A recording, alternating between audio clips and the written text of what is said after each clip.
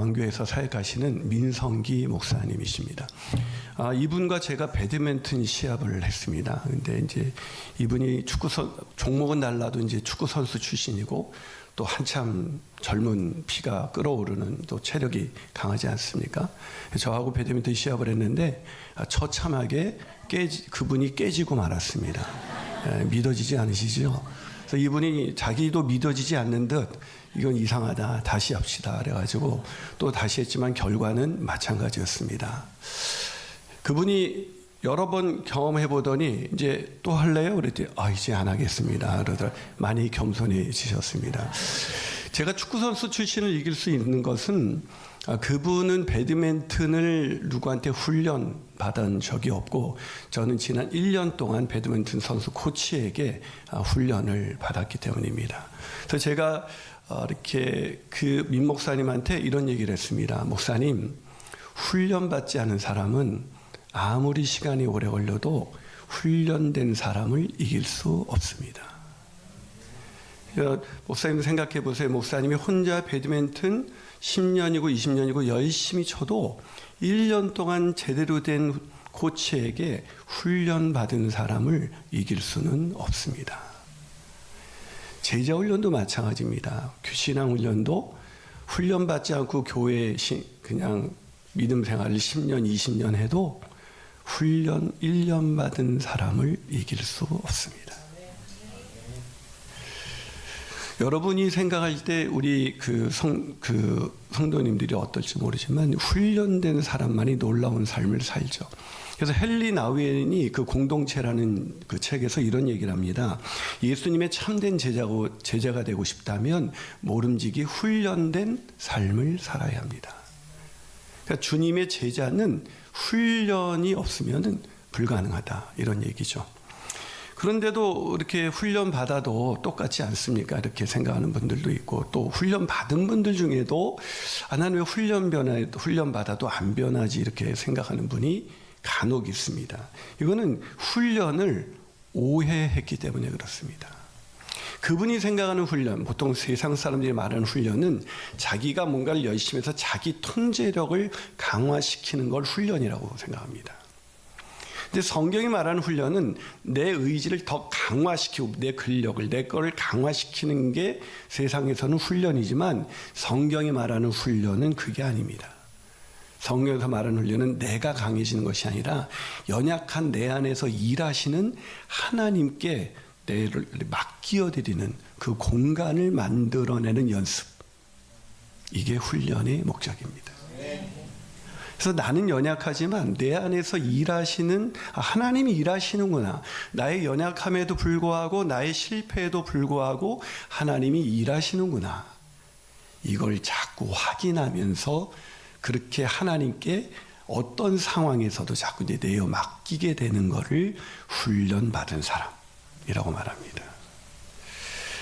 그래서 헨리 나우엔도 앞서 소개한 책에서 훈련을 뭐라고 정했냐면 하나님이 활동하실 수 있는 공간을 내려는 노력이지 자기가 강해지는 게 아니다라고 얘기합니다.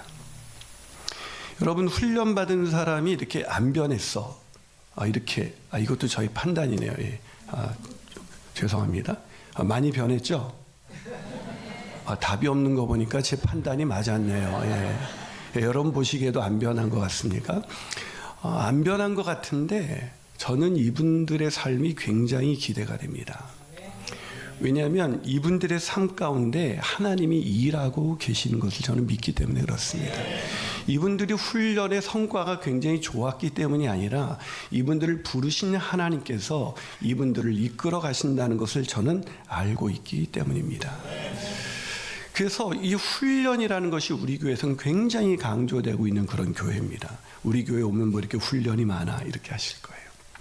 특히 훈련을 받아야 할 영역 중에 우리가 주님의 제자로 사역자로 살아갈 때 가장 중요한 훈련 중에 하나가 뭐냐면은 공동체 훈련입니다. 공동체에서 덕을 세우는 사람으로 훈련되는 것이 우리 하나님께서 우리를 훈련시키는 가장 중요한 목적입니다. 오늘 본문 18절 19절을 개역개정으로 제가 읽어드릴게요. 이로써 그리스도를 섬기는 자는 하나님을 기쁘시게 하며 사람에게도 칭찬을 받느니라. 그러므로 우리가 화평의 일과 서로 덕을 세우는 일에 힘쓴다. 누가 서로 덕을 세우는 데 힘쓴다고요? 그리스도를 섬기는 자. 그리스도를 섬기는 자, 주님의 제자와 사역자는 서로 화평하게 하고 서로 덕을 세우는 공동체를 만들어 갑니다 라고 말을 하고 있는 거예요. 그래서 이 훈련된 분들이 많은 공동체, 그것이 교회든 목장이든 그것이 가정이든 어디든 훈련된 사람이 많으면 서로 덕을 세우기 때문에 그곳이 바로 하나님 나라가 되는 겁니다. 그럼 우리가 어떻게 그 덕을 세우는 그런 제자가 될 수 있을까? 첫 번째로 비판으로 형제를 넘어뜨리면 안 됩니다. 비판은 형제를 실족, 넘어뜨리게 만든다는 거죠. 자, 오늘 본문 13절을 한번 읽어주시겠습니까? 시작. 그런즉 우리는 다시는 서로 비판하지 말고 도리어 부딪힐 것이나 거칠 것을 형제 앞에 두지 아니하도록 주의하라. 뭐라고요? 다시는 서로 비판하지 말아라. 이거는 형제 앞에 걸림돌이다라고 얘기하는 거예요. 이걸 제가 메시지 성경, 이제 어제 침례 받으신 분 이제 메시지 성경을 읽어보시면 됩니다.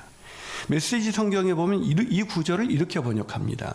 남에게 이래라 저래라 하던 것을 그만두십시오. 오히려 여러분이 관심 가져야 할 일은 이것입니다. 쓸데없이 다른 사람의 길에 끼어들어서 어려운 삶을 더 어렵게 만들지는 않는지 살피는 것입니다. 여러분, 공동체에서 하지 말아야 될 게 뭐냐면 끼어들어서 이래라 저래라 하는 겁니다. 이 어떤 사람이 그러냐면 신앙생활을 좀 내가 했다 이런 사람들, 그리고 이제 좀 훈련 좀 받았다 이런 분들이 이제 이럴 수 있습니다. 제일 많이 이제 하기 쉬운 인간이 김인환이라는 인간입니다. 좀 아는 게 좀 많다 보니까 이걸 별로 동의하지 않으시는데 제가 여러분보다 조금 더 아는 게 좀 있지 않겠습니까? 예. 좀 동의 좀 해주세요. 제가. 그러다 보니까 이제 자꾸 이제 끼어들어서 이제 이래라 저래라 하기가 쉽죠.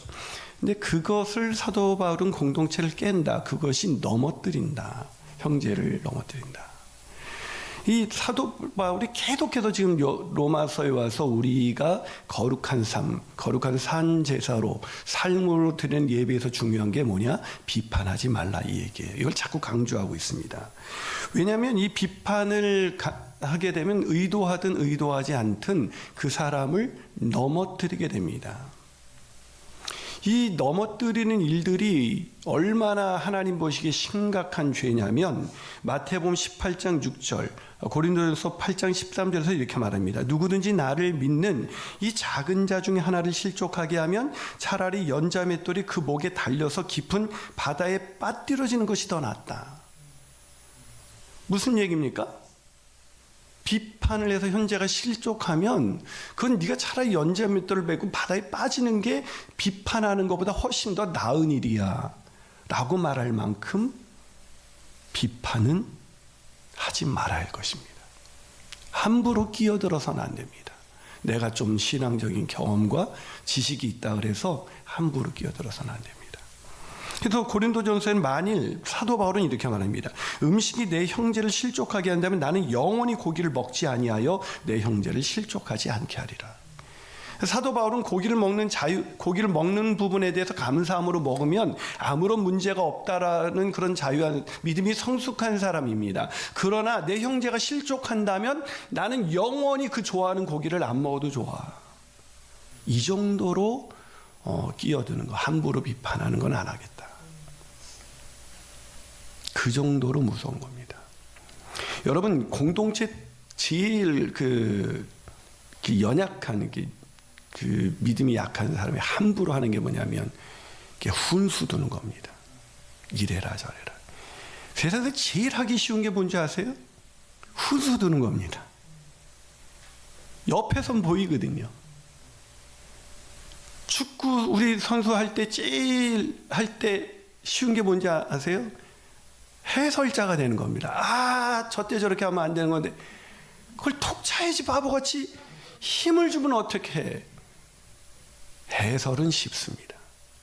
왜 이런 해설이 나오냐면 경기장에 들어서 그 상대와 선수로 뛰어본 적이 없기 때문에 그렇습니다. 선수로 뛰어본 사람은 야, 저렇게 하기 쉽지 않은데 그래도 저 사람 대단한 거야. 요번엔 실축했지만 저 사람 대단한 거야. 이렇게 얘기하죠. 두 번째로 우리가 어떻게 공동체를 세울 수 있을까? 그 제자는 무엇을 하든지 사랑으로 행하는 사람이에요. 내가 하는 동기가 다 사랑이라는 거죠. 여러분, 사랑으로 하는지 안 하는지 어떻게 하는가? 그러니까 사랑으로 하는지 안 하는지를 이렇게 헷갈려 하는 사람들이 있어요. 아까도 이렇게 함부로 이제 끼어드는 사람이 뭐라고 말하니까 내가 다 너 사랑해서 하는 거다. 나 아니면 누가 해주겠어? 특히 이제 애들한테도 그렇게 많이 하잖아요. 애들한테도. 근데 사랑은 그런 게 아니에요. 권면과 비판은 사랑이 있느냐 없느냐의 차이인데 사랑으로 했으면 그 사람도 상처받지 않아요. 사랑은 상처를 주지 않습니다. 자기가 사랑이라고 착각하면서 자기 의인데 속을 까뒤집어 보면 자기 의이고 자기 교만인데 그걸 사랑이라고 생각하고 말한 권면은 상대를 실족하게 만듭니다. 사람은요, 저 사람이 날 사랑해서 하는 말인지 아닌지 다 알아요. 애들도. 그래서 사랑하는 사람이 해주는 말은 달게 듣습니다. 달게 들려요. 근데 사랑이 없는 거는 달게 안 들려요. 마음이 아파요. 그리고 하던 걸 그만두고 싶어져요. 그래서 오늘 본문에서도 사도 바울이 뭐라고 합니까? 14절과 15절. 이제 비판하는데 그치지 말고 사랑으로 행하라면서 14절, 15절 한번 읽어주시겠습니까? 있습니다. 시작. 내가 주 예수 안에서 알고 확신하노니 무엇이든지 스스로 속된 것이 없으되 다만 속되게 여기는 그 사람에게는 속되니라. 만일 음식으로 말미암아 내 형제가 근심하게 되면 이는 내가 사랑으로 행하지 아니함이라. 뭐라고요? 네가 뭘 말을 했는데 음식으로서 넌 더 거룩한 삶을 살라고 음식 먹지 마라 이렇게 나름대로 이렇게 참견했는데 그것 때문에 네 형제가 근심하면 그 이유는 네가 지식만 갖고 있지 사랑이 없어서 그래 라고 얘기하는 겁니다. 그러니까 내가 사랑으로 했는지 안 했는지는 내가 판단하는 게 아니라 내가 그것을 했을 때 상대가 힘을 얻으면 그 사랑으로 한 거예요. 근데 내가 사랑이라고 생각했는데 상대가 실족하면 어떻게 된 거예요? 그건 사랑이 아니에요. 어떤 분은 그래요. 그러니까 여러분, 하나님이 우리를 사랑하셔서 제일 많이 하신 게 뭐예요? 우리가 하나님을 만나면 왜 힘이 됩니까? 하나님은 사랑이시기 때문에 그래요. 악으로 갚지 않고 선으로 악을 이긴 게 뭐예요? 그게 십자가예요. 이 악을 악으로 갚는 게 이제 세상의 원리죠. 권선징악. 여러분, 하지만 권선징악을 그렇게 강조하시면 우리도 권선징악으로 하나님이 날 대하도록 해드려야 돼요. 내가 권선징악을 주장하려면 하나님도 나에게 권선징악으로 행하시도록 하나님 앞에 서야 돼요. 그럼 어떻게 되겠습니까? 심판이죠.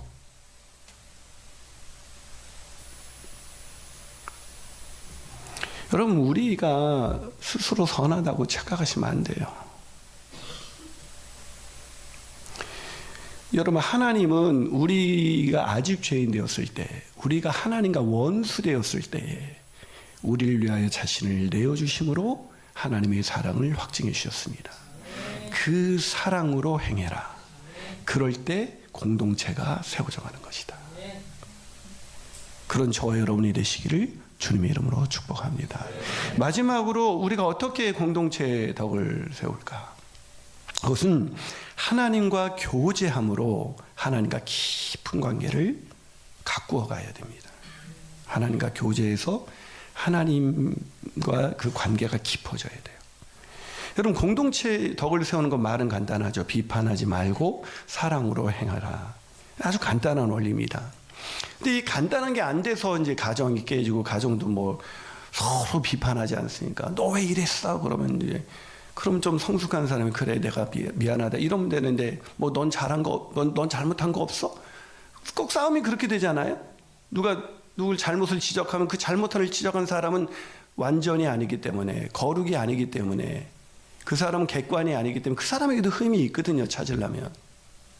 넌 뭐 다 잘하는 줄 알아? 난 뭐 네가 잘못한 게 없어서 이렇게 참고만 사는 줄 알아? 이런 공통체가 깨지는 거지 않습니까? 여러분, 이 간단한 원리가 안 되는 이유는, 이것은 인간의 힘으로 할 수 있는 게 아닙니다. 이게 비판하지 않고 사랑으로 행한다는 건 이게 인간에게서 나오는 그런 성품들이 아니에요. 우리 제일 잘하는 게 거꾸로 비판, 제일 못하는 게 사랑. 그래서 이게 뭐 한두 번 이렇게 뭐 1년 훈련 받았다 해서 이게 되는 게 아니에요. 그러니까 어떻게, 이게 박영선 목사님이 그런 얘기를 하더라고요. 그러니까 어떤 사람이 뭐 행을, 내가 진심으로 저 사람을 사랑할 때 내가 행동하겠습니다. 못해요. 평생 가도. 내가 마음은 그렇지가 않아요. 저 사람 이해하거나 용납하고 싶지 않아요. 그런데 주님이 나한테 그렇게 하셨는데, 내가 원수일 때도 날 위해서 죄를 다 뒤집었었는데, 그렇게까지도 하셨는데 나는 하려고 해보는 거죠. 진심이 아니니까 난 그렇게는 안 한다. 그럼 평생 못 한다니까요. 진심이 아니어도 그렇게 행할 때 하나님이 기뻐하세요. 너 잘했다 야. 하나님, 저 진심이 아닌데 괜찮아. 내가 네 진심이 더 될 때까지 내가 널 인도해 줄 거야. 근데 어떤 사람은 내 진심, 여러분, 우리 진심을 말하면 다 어떻게 되는지 아세요? 공동체는? 부부간에 오늘 집에 와서 진심을 말해보세요. 끝납니다. 끝나요. 그만 살자 그냥. 여기가 오래 참았다 막. 솔직한 걸 자랑하고 있어요. 우리가 솔직해봤자 죄 짓는 것밖에, 우리 안에 더러운 걸 내놓는 것밖에 더 하겠습니까? 자기는 솔직하대. 그 무례한 겁니다, 그게. 저도 여러분에게 솔직해 볼까요? 무섭죠. 예. 그럼 저도 내가 목사가 돼서 진심으로 사랑해야 되는데 내가 가식으로 사랑은 아니에요. 그렇게 해도 하나님은 잘했어. 언젠가 넌 나처럼 진심으로 100% 진정한 사랑으로 하게 되는 날이 올 거야. 그때까지 내가 널 인도할 거야. 이게 하나님의 인도하심이란 말이에요. 여러분, 예수님의 제자들이 맨날 훈련 받으면서도 맨날 했던 게 뭐예요? 맨날 누가 크냐 이것 때문에 맨날 싸우지 않습니까? 근데 제자들은 실패하지 않습니다. 왜요? 하나님이 이끄심을 믿네. 요 복음서에서의 제자들과 사도행전에서의 제자들은 완전히 다릅니다. 뭐 그 사람들이 왜 달라졌습니까? 하나님의 역사입니다. 그러니까 우리 힘으로는 안 돼요. 그래서 우리가 뭘 해야 되느냐? 이 비판하지 않고 사랑으로 행하려면 자꾸 하나님과 깊은 교제 가운데 들어가야 됩니다. 그래서 큐티가 그래서 중요한 거예요. 그래서 저는 큐티, 내가 좀 다른 사람 볼 때 부끄럽지 않을 때 큐티 하겠습니다. 못해요 평생. 그냥 때려치세요. 하지 말고 그냥.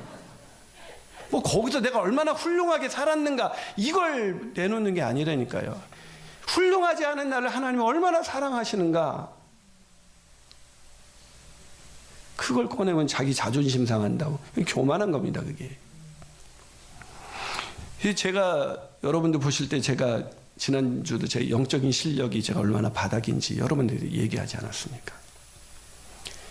그러면 여러분 중에 이렇게 객관적인 사람은 김 목사 내가 지난번에 그런 행동할 때도 그 불쑥불쑥 그런 남을 이해하지 못하고 용납하지 못하는 행동들이 나왔는데 이제야 실토를 하네. 네. 그런 분이 한 분도 없었어요. 한 분도. 오히려 여러분이 목사님이 그러시는 게 저에게 은혜가 됩니다. 웃기는 얘기. 잘못했다는데 은혜가 된대. 이건 세상에 나가면 이건 불의예요, 불의. 잘못한 사람 쳐내야지.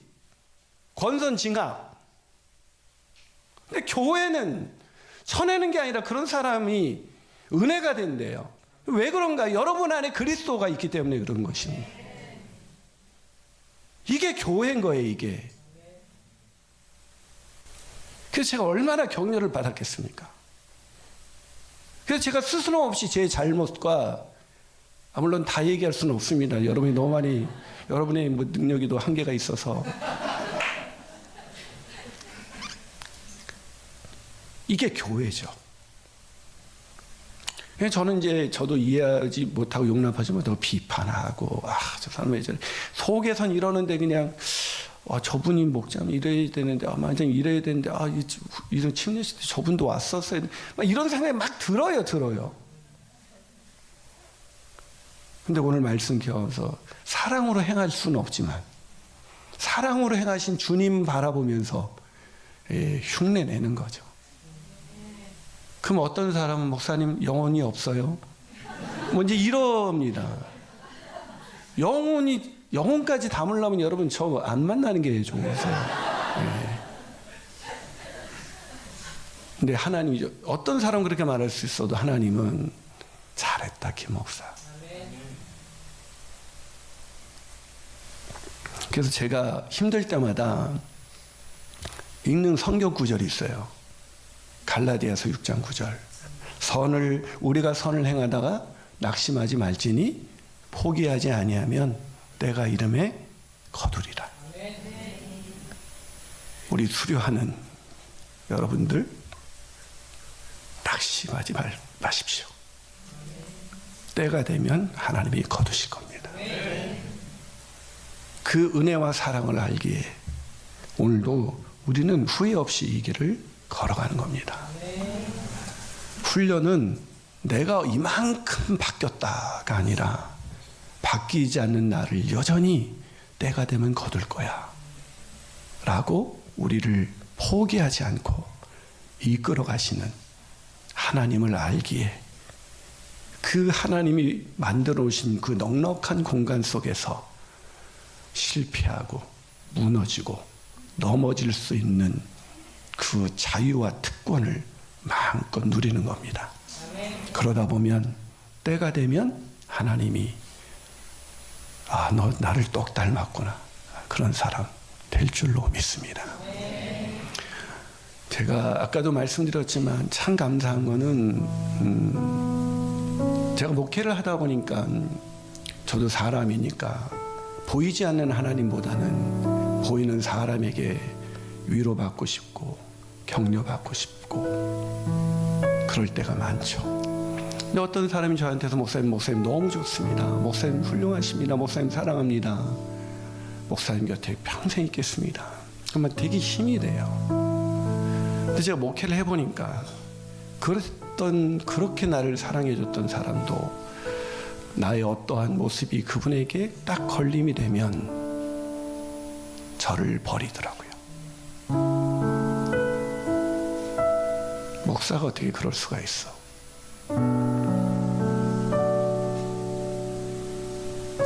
그렇지만 하나님은 언제나 두 팔을 벌려서 나한테 와. 괜찮아. 사랑하는 여러분, 그 하나님이 내 안에서 역사하시기에 우리는 반드시 그렇게 될 줄 믿습니다. 그러니까 오늘 우리가 복음서에 실패한 제자들의 모습을 살아가고 있고 사역자의 모습을 살아가고 있다 할지라도 자책하거나 절망하거나 포기하지 않고 우리를 부르심에는 하나님의 부르심에는 후회하심이 없기에 반드시 때가 되면 거두게 될 줄 믿습니다. 그렇게 함께 공동체 세워가시기를 주님의 이름으로 축복합니다.